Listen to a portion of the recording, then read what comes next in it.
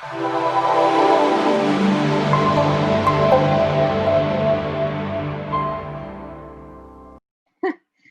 guys, and welcome back to Australian Fitness Stories.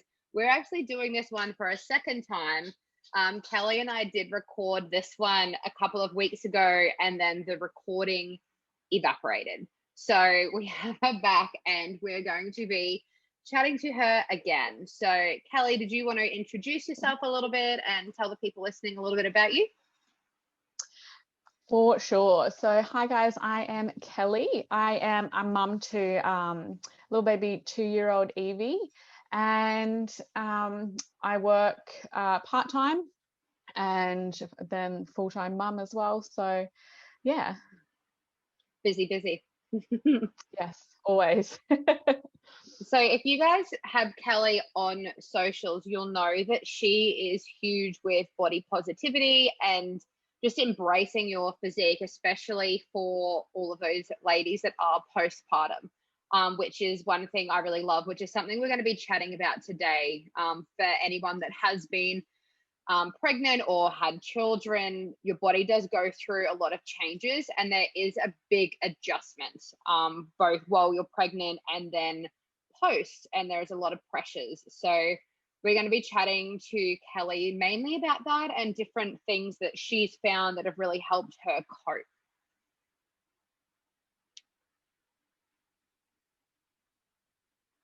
Oh, now, sorry. Yeah. Yeah. So if you just want to sort of jump in and talk a little bit about the things that you struggled with and that you found particularly difficult when you were pregnant and then post bub. Yeah, absolutely. So, before bub, I did not have the healthiest lifestyle whatsoever. I would say borderline alcoholic. Me and my partner just wanted to live every day as it was, drink when we wanted, and just do whatever. And then it was kind of, we had a bit of a discussion about me coming off the pill. So I did that, and 2 days later, I was pregnant. So it definitely happened a lot faster than I could have even tried to prepare myself for. So a lot of things had to change pretty quickly. And then throughout my pregnancy, I had a pretty rough pregnancy. A lot of things seemed to go wrong for me, and I was sick the whole time. And so, yeah, definitely trying to change my lifestyle whilst pregnant, and continuing to go for walks and stuff like that. Because I guess putting on a lot of weight was a big fear of mine, as always being a bigger person. I mean, not really a bigger person. I'm a size 14. Back then I was probably more of a 12. I'm a size 14 now, but in saying that, every story is different, and one store will be a 12 and the next store will be a 16. So I felt like there was a lot of pressure on myself to try and not put on as much weight as was going to happen, kind of thing. And then after having Bub, I couldn't care less at first because I was so infatuated with my child. And then it was about a year on, and I just started looking at myself being like, what's going on? Like, I need to get out more. I need to do more. And then probably about 18 months on, so she's 2 now, so it was probably about 6 to 8 months ago, I just started having the realization that there's nothing wrong with me. I've gone through this and I've had a baby, and I'm still looking after myself, and I need to accept my body as it is now because it has gone through giving birth and all that kind of stuff. So it was hard at first because I was pregnant at at the same time as a lot of big influencers. And because I was pregnant at the same time as them, I was really infatuated with watching their stories and their YouTube videos and all that kind of stuff. And after seeing them give birth and go straight back to a size 4 to 6, I was like, oh my God, what is wrong with me? There's something wrong with me because my body didn't go back to what it was. And I got way too caught up in that world of other people and I guess being influenced by them, which is why they have that name, I guess. But it just got far too much. And so I realized I need to get away from watching these people, because their body is not my body and my body is not their body. So I need to look at what I've got and what I can do for myself, instead of comparing myself to someone else who's had a baby at the same time as me. And so I really stopped. I still follow some of them, but I'm not obsessed with what they're doing and what their life is and everything like that anymore. So I kind of looked into other women that are going to inspire me, and I started reading a lot and doing a lot of research. I ended up getting pretty sick a few months ago, doing a lot of tests and all that kind of stuff, and it turns out that I've got IBS. So I did a lot of research into good things for my body and what I can and can't eat, and not really putting restrictions on myself, but understanding what's going to be better for my body, for me to thrive, I guess. And so, yeah, it's just a lot of research that goes into it, but wanting to do that research and wanting to be better for myself, instead of looking at other people and be like, I'm going to do what they're doing, and not getting the results they're getting. So then it's like a circle that you get. You get disheartened when things aren't happening for you, but it's happening for someone else. And so, yeah, I just tried to motivate myself in other ways by reading a lot of books and looking at myself and saying there's nothing wrong with me. I think it is tricky because social media is so powerful and it's so in your face every day. And it's definitely a tool that can be used for good and bad. There's a lot of good that comes out of social media and some great messages that, you can send and you can reach a lot of people. But on the flip side, it can be very toxic and disheartening. And a lot of people are comparing their lives to the perfectly posed, filtered Instagram photo of somebody else, thinking that that's what they look like all the time, when usually they don't even look like that photo. It does make you put a lot of pressure on yourself, I think. Yeah. I just think when I went on maternity leave, like legit, all I would do was just watch their YouTube videos and look at their Instagrams. And I think like I triggered myself by doing all this stuff. And I put that pressure on myself. So definitely, if you are pregnant or have just had a baby or something, just don't look too much into what other people are doing with their lives. Your body is different. You're going to function differently. Your body's going to react differently. And all hail to the people that can go back to how they were before pregnancy and all that stuff. Like there's nothing wrong with that at all. And I'm not saying that. It's just every person's body is differently. And if it takes you a bit longer to get back to what you were or be more accepting on yourself, do it for the right reasons. Yeah, no, I totally agree with you. Oh God, speaking of pregnancy, I'm so tired at the moment. It is ridiculous. But it is like everyone's running their own race. And even not on social media, there's a lot of people that are pregnant at the same time as me at the moment, and they're like, oh, like how many kilos have you gained? And it's like, well, like what I gain and what the next person gains, like it is so different. And I think you're exactly right that the focus should just be on being healthy and eating and moving your body in a way that makes you feel good and that it's good for your baby, rather than putting pressure on yourself about body image and dieting when that's not what you should be focusing on, I suppose, while you're pregnant. Yeah, and who cares if you gain weight? You're growing a child. Like you're supposed to gain weight. You need that to help your child grow and like be healthy. So it's bound to happen, no matter what size you start off being. So and I think as well, I know a lot of pregnant ladies that are tiny. They were tiny before and they still are a size 8 pregnant, but I think they almost slip through the cracks in that they still have the same insecurities of the fact that they're bigger, but they don't get validated as much, because if they say anything, people sort of say, well, you're actually still really small.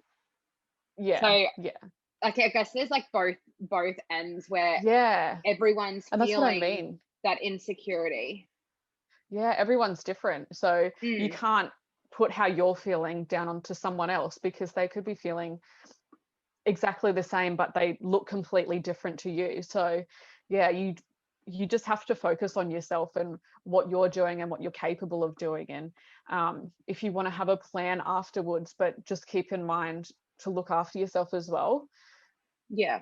No, I agree. And I think having a support network as well obviously makes a huge difference for a Yeah. whole array of reasons. But Yeah. See, I had a support network, but I didn't, like, not really many of my friends have children, or my sister does, but her kids are 9 and 10 now, kind of thing. So it's been a long time since she's been through that. And she lost weight when she was pregnant, kind of thing, and she's always been like a slimmer person. So um I guess she didn't have the same issues as what I mm, was having.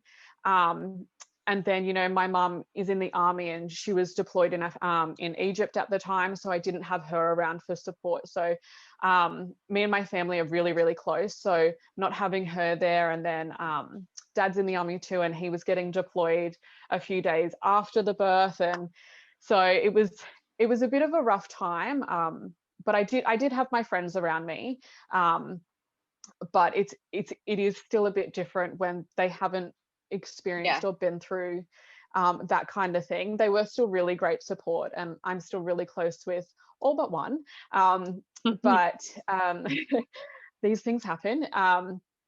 But yeah, so definitely finding a good support network. And I think what I could have done as well is reached out to more women um, on social platforms, on Instagram and Facebook, and found groups to be able to chat about these things. That's something I didn't really do because I was so Mm, wrapped up in a whole nother world. But the way of the world these days, there's so many people going through so many things, and Instagram and stuff is so accessible. So mm, meeting people um, who are pregnant, or if you don't have a lot of people around you, it's an easier way to be able to talk to someone. And people always find it's easier to talk to people they don't know, because they're not going to get that judgment from the people they do know, kind of thing. yeah. So yeah, reaching out to other women and finding groups and all that kind of stuff online is always a good thing too. Yeah, there definitely are a lot of groups on, especially on Facebook as well. If anyone's listening Yeah. that is pregnant or postpartum or even trying, if you search like mums, you can do like search your area, which is really Yeah, like handy. So if you mothers search in like groups. mums in your suburb, there's mum groups in your suburb, and you can join them, and they actually meet up in person. If you are someone that is feeling isolated, especially postpartum, or you haven't got your usual support network around you, being able to actually go to little catch ups with other mums that are going through the same things as you, that make you feel a little bit less crazy. Yeah. Yeah, Yeah. definitely. I know at one point I did reach out to one group, and it was actually I didn't end up going through with it because I started putting too much pressure on myself, and I was like, oh my God, I'm gonna have to talk about things. I'm gonna have to do this, I'm gonna have to do that. And I backed out of it. And I think that delayed my progression into Mm, body acceptance and all that kind of stuff. So it can be really intimidating to go and talk to people, or yeah. have one-on-one conversations and stuff like that. But I do think back now and think, that would have been um, a smarter way for me to approach things. But it may have taken me 18 months to 2 years, but I'm here now, and I feel like I'm absolutely thriving. So if it takes you that long, or if it takes less time or even longer, like, just know that you're on the right path, kind of thing.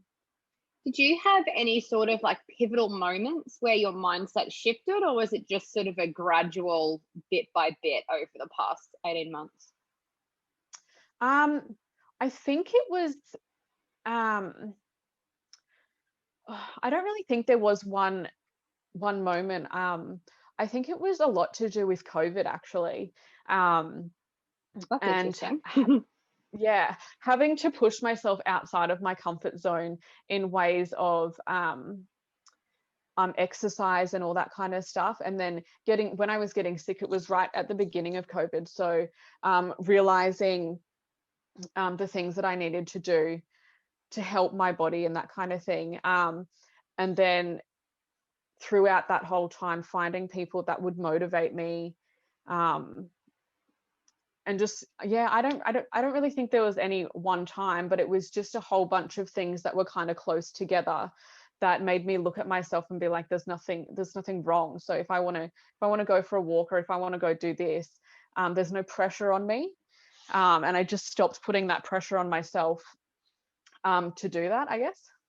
I think we do put a lot of pressure on ourselves, especially with like people going into a gym.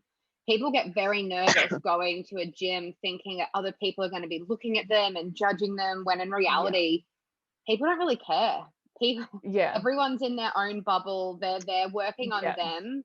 We think people are watching Yeah. and judging us, but really, people don't really care what we're doing. Yeah. Everyone's kind of they're just doing themselves. Yeah. yeah, but that is very common, like those sort of social anxieties, getting out of your comfort zone.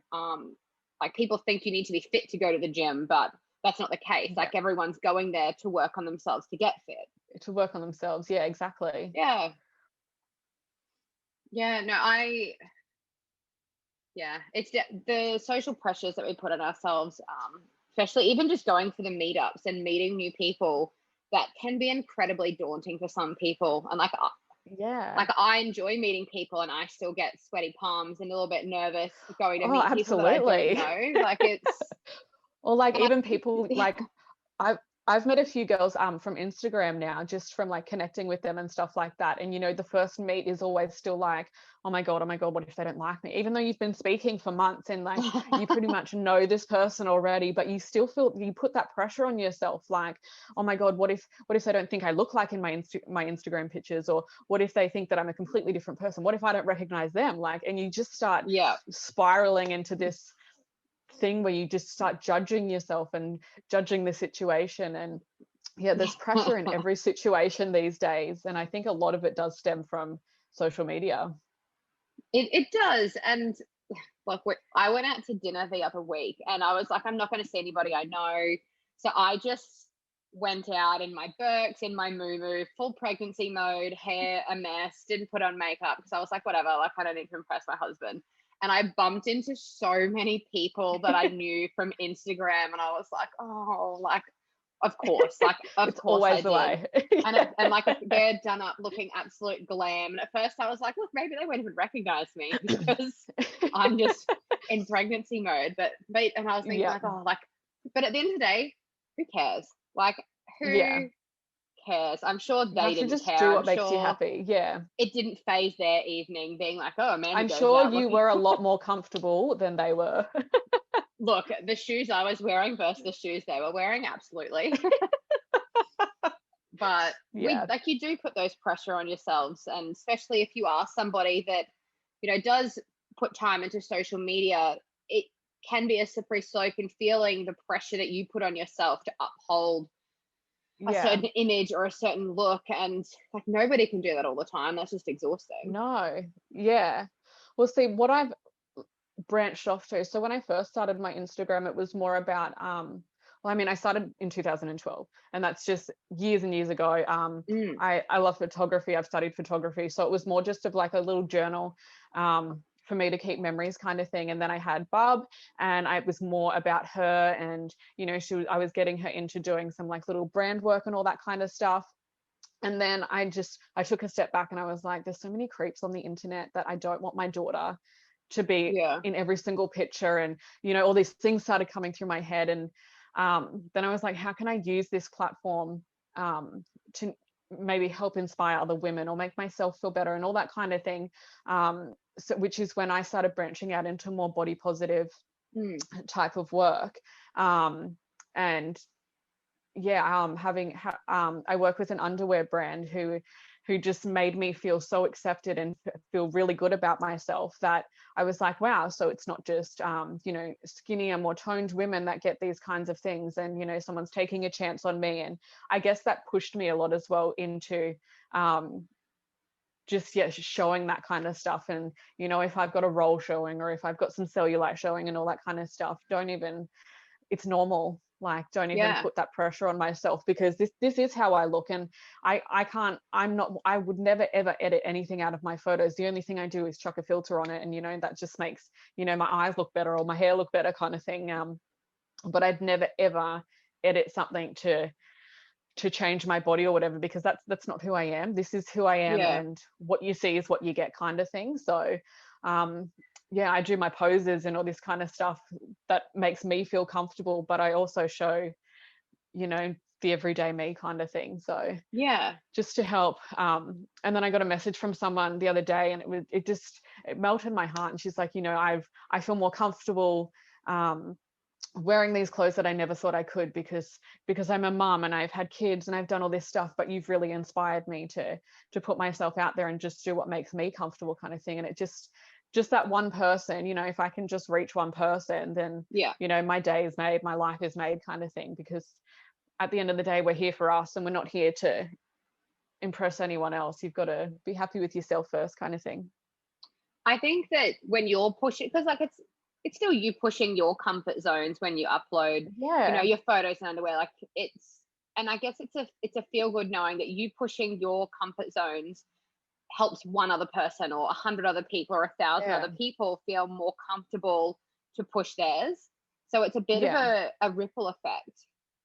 Yeah. And sometimes I'll sit on a photo for a while being like, is this too much? Like, am I putting myself out there way too much? Like, is this, all my family and stuff's on my Instagram, so they see this too. And that can make me a bit vulnerable as if, do I do it or not? Or are they going to be like, Kelly, take that down? That's just too inappropriate. And Yeah. at the end of the day, I'm doing it for me, and I'm doing it to hopefully help empower other people and be happy with themselves and all that kind of stuff. So yeah, like I said, if I can help one person, then that's day made, kind of thing.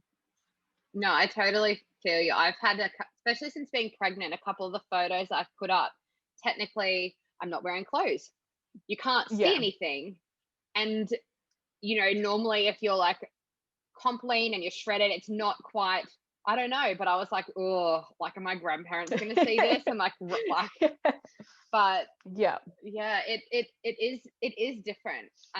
And I totally understand with what you're saying about sort of, it's not that you're worried about randoms, it's like you're more like people close to you that am I being too much? But Yeah. do you think that you put more importance on demonstrating body positivity and that sort of healthy mindset from having a daughter as well?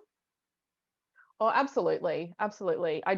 Because I also want her to know that she's beautiful no matter what.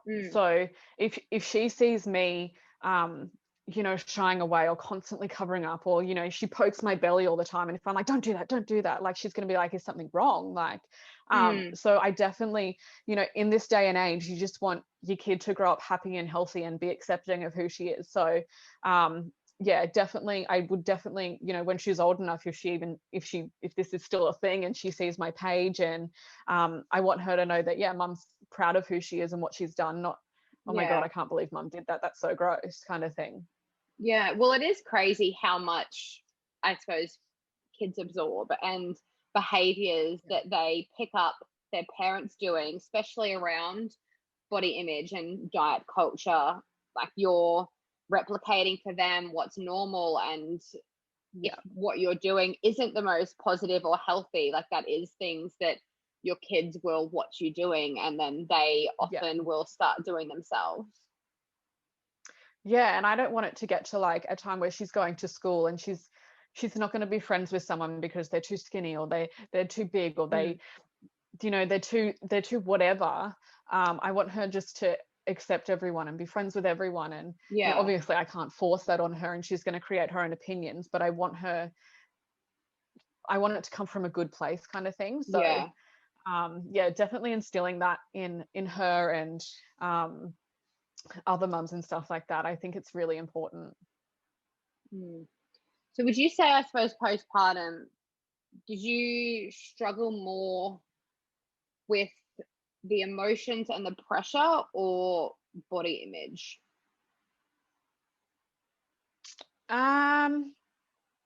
Probably the emotions and the pressure. The body image thing kind of didn't come till a little bit later. But yeah, just the pressure of everything, really. There's just, I don't even know how to explain it.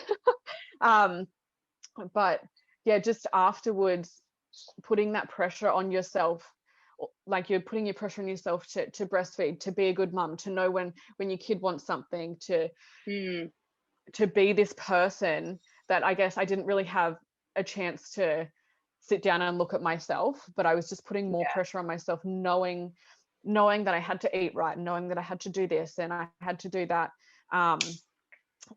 It completely just drains you, really. And then like I said, about a year later is when I really was just like, holy crap, I've let myself go, I've done this, I've done that, when really all I had been doing is looking after my child, which is what you need to do as well. But you've got to find that balance as well, to look after yourself, because if you're not thriving, then your kid's not going to thrive, kind of thing. Like, it just puts that pressure on you to only look out for your kid and stuff. And I'm not saying that to try and sound selfish or anything like that, but you've got to still look after yourself as well as looking after Bub. I totally agree. And I suppose, like, that's the expression, like, it's easier to pour from a full cup. So keeping your cup full, so you do have that to be able to give your friends or family or your child, rather than if you're running on empty, you haven't got that snap, same. and you're gonna you'll snap and you'll be emotional and you won't be motivated to do absolutely anything. Like, I found myself, especially in pregnancy, I ended up with really bad anxiety and I couldn't leave the house because I was too scared to be seen. I didn't know if I was going to pee myself. Like, I started putting so much pressure on myself that I didn't want to leave the house. So that went on into right after giving birth and stuff like that. I still had a lot of anxiety. And then one day I just snapped over something so trivial and I was like, oh my God, I need to work on myself. And I ended up going on medication and stuff. I've been off it for 2 months now. So looking up in that way. But it was just, definitely putting pressure on yourself. I really think you just need to not. You just need to know that it's going to be okay. And if you need to reach out to someone, do it. Like, my DMs are always open. So, if anyone ever wants to reach out and just say, I'm having a panic attack, or I need someone to talk to, like, it's completely fine and no judgment whatsoever. So what if you could give 3 tips to new mums, or let's go with new mums, as far as feeling a bit more confident, a bit more secure, a bit more happy within themselves, what 3 tips or bits of advice would you give them? Remembering that you are your own person as well. So a lot of the times we get lost in motherhood and it's all just baby, partner, baby, and you put so much focus on everyone else. So just remembering to look after yourself, and that you're a person too who needs love and who needs their own time, and it's okay to want that as well. It's not neglective or anything like that to want your own time after becoming a new mum. So that's definitely something that I'd say is just remember you're your own person and to look after yourself. To stay away from social media. I know it's really hard these days because Bub will be sleeping, okay, I'll have a scroll, or you just sit there and you don't know what to do, so you pick up your phone and have a scroll and stuff like that. But if you can, try and follow people that are going to lift you up and really motivate you, and not people that are going to make you feel pressure or not good enough to go on with what you're doing, kind of thing. And 3 is be happy, look after yourself, read. I found so much comfort in reading and listening to podcasts that it really helped build myself up, like reading really motivational things and things that you feel like you can learn from. I love learning things, so anything that's going to help build my mind and get myself off my phone and off that world of judgment and all that kind of stuff. It really helped me become a better me, I guess.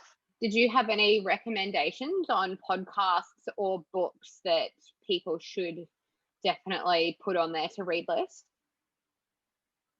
Absolutely. So a book that really brought me out of like my shell and kind of stuff like that is Good Vibes, Good Life by Vex King. That's probably my favorite book. I read it in one day. Like I just could not put it down. I was so inspired by it. And yeah, I couldn't put it down. I was just obsessed with it. And then I've just finished Make It Happen by Jordana Levin. I think that's how you say her name. She's an Aussie writer, and just a lot of that's about manifestation and finding your truest self and all that kind of stuff, which I'm really into right now. And I found those two books really inspiring. And then, of course, Tony Robbins. I've only just started listening to a lot of his stuff, probably within the last 4 weeks. And every time I'm in the car, I put a podcast on. Right now, it's been Tony Robbins. I find him so inspiring and so motivational and really up in your face, but it's such a good feeling when you're watching it. Like I was watching one of his documentaries on Netflix the other day, and without realizing, I'm sitting there with a massive smile on my face going, oh my god, yes. And I stopped and I was like, oh my god, what am I doing? It's all right, I'm by myself. So but just things that are really going to lift you up, things like that. Just absolutely loving at the moment. Yeah, nice. I love a bit of Eric Thomas. That was who I used to listen to on YouTube during gym sessions in prep. It was very dig deep and push through kind of motivational, all sort of short stuff. But you're right. Like a lot of self-growth doesn't happen on its own. You've got to put in the work, and for those, like, not everyone's got time to pick up a book, but you drive places. So I listen to audibles in the car when I'm driving.